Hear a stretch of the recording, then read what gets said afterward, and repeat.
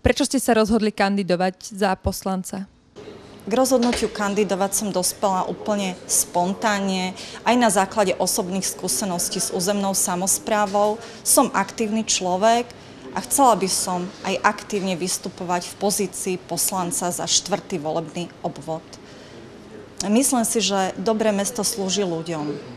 Veľa vecí v našom meste je nastavených dobre, ale vidím tu určité rezervy.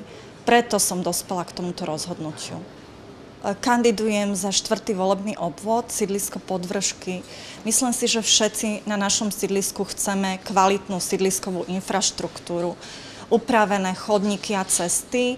To, že je to pre nás dôležité, hovorí aj nedávna diskusia o kvalite toho cestného poteru. Myslím si, že naše sídlisko by mohlo byť krajšie.